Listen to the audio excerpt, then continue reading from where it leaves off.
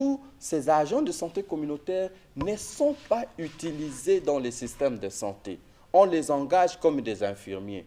Je vous ai cité ici qu'il y a des experts en santé communautaire qui n'ont jamais appris les soins infirmiers, et qui ne connaissent, mais ils sont affectés. Ils ne connaissent même pas comment on peut piquer. Ça, c'est l'égoïsme du système administratif de notre pays qui est cautionné, pris en otage par une certaine catégorie de professionnels de santé du ministère de la Santé.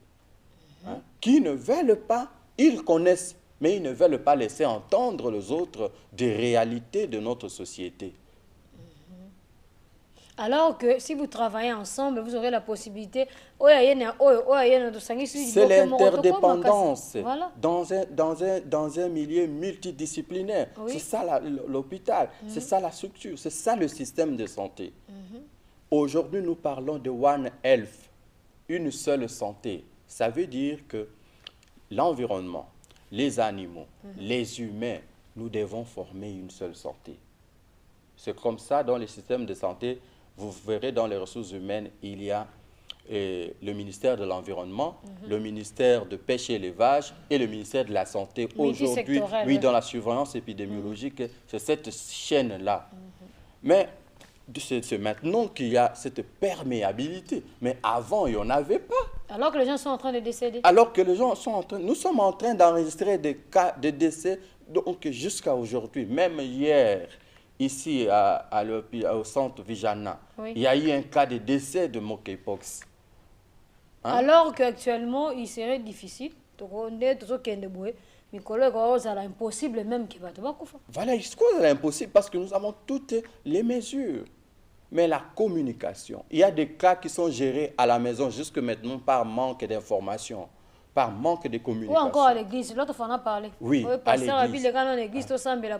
Voilà un peu ça. Okay. Ce sont ces éléments-là. Alors maintenant, pour que la communauté, la population comprenne mieux les choses, il va falloir mettre en fonction, en exercice, les experts de santé communautaire qui sont formés pour la communication, pour le changement des comportements. On les enseigne d'abord, c'est quoi la communauté, c'est quoi la famille, la sociologie.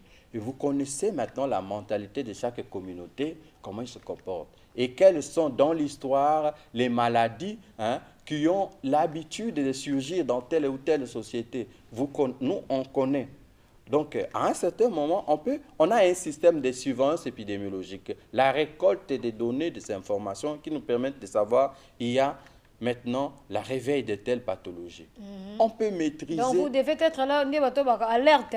Oui, alerte à la communauté, c'est un problème. Il y a des gens qui ont peur d'arriver à l'hôpital. Les traumatismes de soins de santé. Il y a un problème de psychose. Seulement, à Baïbzi, qui est l'hôpital à Bangui.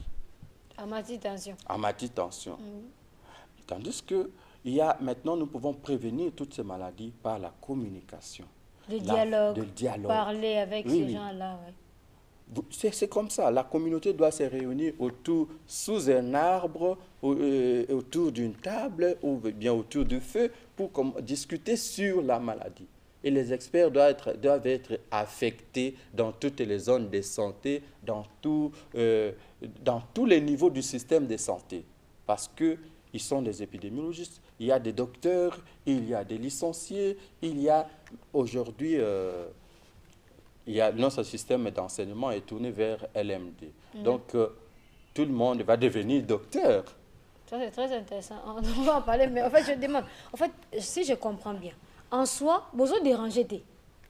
Si vous avez un système de santé, vous avez dérangé à tout est pour ça peut bon côté. Moi, comme on a que ceux qui aïe, ça va comme n'anga il faut na à côté. Et ça bon côté. Dans chaque monde a rejoué rôle na. To bet ça musique on va tout bayo quand on va se faire là. Non, madame.